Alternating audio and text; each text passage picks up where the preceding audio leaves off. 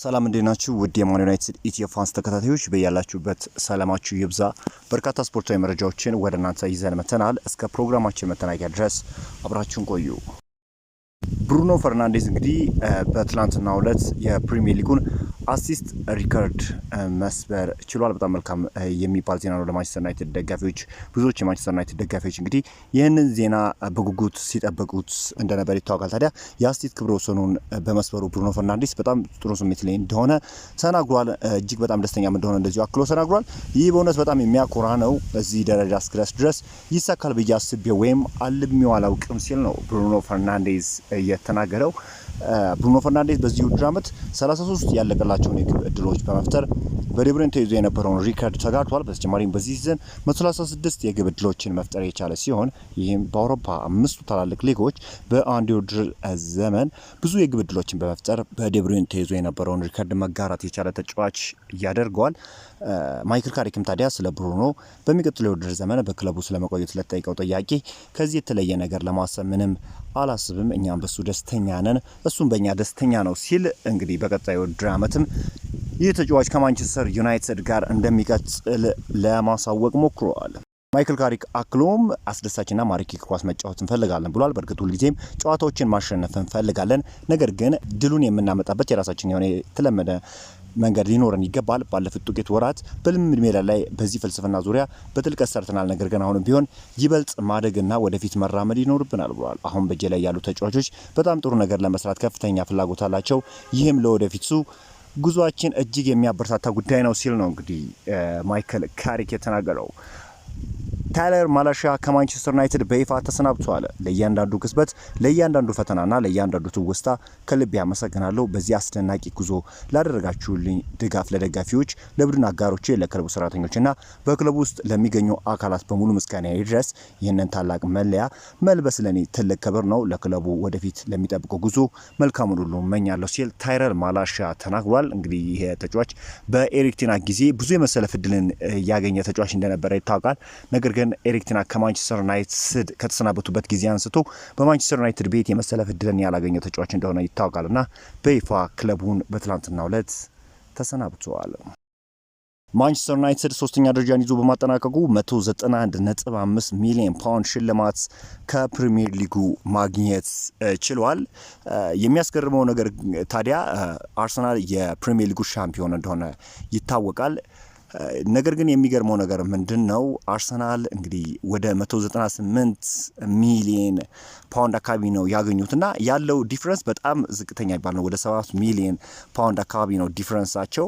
ይህ የሚያመላክተው እንግዲህ ማንቸስተር ዩናይትድ ጥሩ የሚባል ገቢን ማግኘት መቻሉ፣ በተለይም እንግዲህ በክረምቱ የዝውውር መስኮት በርካታ ተጫዋቾች ወደ ማንቸስተር ዩናይትድ እንዲገርፉ ሊያደርግ ይችላል። ከፋይናንሻል ፌር ፕሌም አንጻር ይህ ነገር የሚኖረው ሚና ከፍተኛ ነውና ማንቸስተር ዩናይትዶች በክረምቱ የዝውውር መስኮት በርካታ ተጫዋቾችን ለማስፈረም እንደሚሰሩ ነው እንግዲህ ታማኝ የሚባሉ የዜና አውታሮች እየገለጹ የሚገኙት።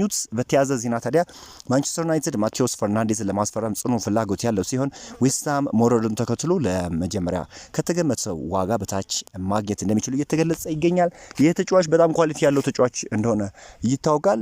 የፒኤስጂዎችን ቀልብ ስበዋል። እንግዲህ ፒኤስጂዎች የሚመለምሏቸው ተጫዋቾች ምን ያህል ኳሊቲ ያላቸው ተጫዋቾች ነበሩ እንግዲህ እነ ቪቲኒያ እንዲሁ ጃኦ ኔቬዝን መመልከት እንችላለን እና ፈጽሞ ያልተጠበቁ ወደ ፒኤስጂ ሲሄዱ ኳሊቲያቸውን በሚገባ ማስመልከት ይችላሉና መልማዮቹ ምን ያህል ድንቅ እንደሆኑ ሁላችንም እናውቃለን። ታዲያ አሁን እንግዲህ ማቴዎስ ፈርናንዴዝንም ፒኤስጂዎች እንደሚከታተሉት ይታወቃል። ይህ ተጫዋች በተለይም እንግዲህ የዝውውር ዋጋው መውረዱ ወይም መቀነሱ ለማንቸስተር ዩናይትድ ጥሩ አጋጣሚ ነው ማለት ይቻላልና በቀላሉ ተጫዋቹን ማግኘት ይችላሉ ተብሎ ይጠበቃል። የኤደርሰን ጉዳይ ኦልሞስት እያበቃ መሆኑ ይታወቃል። ከተጫዋቹ ጋር ከስምምነት ደርሷል።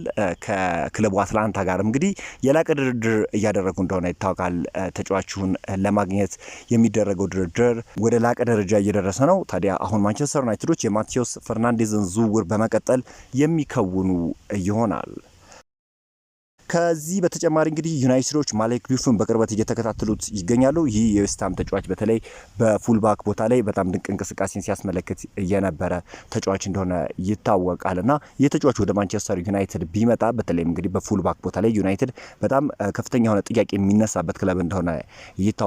ከዚህ በተጨማሪ ሌሎች ተጫዋቾችንም የሚመለከቱበት እድል እንዳለ ነው እንግዲህ እየተገለጸ የሚገኘው። ግን አሁን ማንቸስተር ዩናይትዶች የዚህን ተጫዋች ሁኔታ በቅርበት እየተከታተሉት እንደሆነ ነው እየተነገረ የሚገኘው።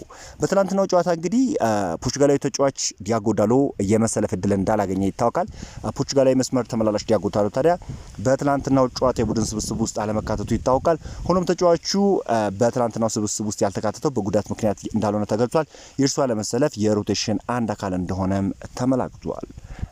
እኔ አሁን በማይክል ካሪክ ላይ ያለኝ እምነት እየጨመረ መጥቷል። ከጨዋታ ጨዋታ እንግዲህ እያሳየ ያለው ከምንም በላይ ደግሞ ሳቢ የሆነ እግር ኳስን ነበር በትናንትናው ዕለት ሲጫወቱ የነበረው ከዚህ በፊትም ሲያደርጉት የነበረ ነገር ነበርና ብዙዎች እንግዲህ በካሪክ ላይ እምነት የላቸውም። ነገር ግን አንድ አሰልጣኝ እንግዲህ ቀስ በቀስ ራሱን እያሳየ የማይሄድበት ልምድ እያገኘ እያካበተ በሚሄድበት ጊዜ ራሱን እያሳየ የማይሄድበት መንገድ አለ ብዬ አላምንም እና ማይክል ካሪክም እያደረገ ያለው ነገር በጣም አሳማኝ የሚባል ነገር ነው። እንግዲህ ከጨዋታ ጨዋታ ራሱ በሚገባ እያሻሻለ ከምንም በላይ ደግሞ ከማይክል ካሪክ በጣም የሚያስደንቀው ነገር ኮንሲስተንሲ ነው። ከጨዋታ ጨዋታ እንግዲህ ጥሩ ነገርን ያስመለክታል። ለማይክል ካሪክ ደካማ ውጤት የሚባለው ነጥብ ከጣለ ነው እና በሌሎች አሰልጣኞች ግን ሽንፈትን በተደጋጋሚ እንመለከት ነበርና ከዚህ አንጻር አሁን ማይክል ካሪክ ይህንን ኮንሲስተንሲ ማሳየት የሚችል ከሆነ በተለይም የሚፈልገው ተጫዋቾች የሚመጡለት ከሆነ ይህንን ኮንሲስተንሲ በቀጣይ ዓመትም የሚደግመው ከሆነ ዩናይትድ የዋንጫ ተፎካካሪ የማይሆንበት ምንም ሪዝን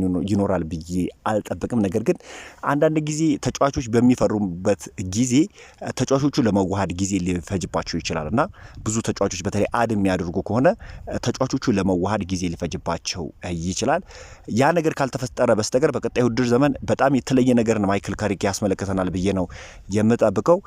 አሰልጣኙ ግን ፖቴንሻል እንዳለው አቅም እንዳለው በሚገባ ለማሳየት ሞክሯል። በቀጣዩ ውድድር ዓመት ደግሞ አንዳንድ መሻሻሎችን አድርጎ ይመጣል ባይነኝ።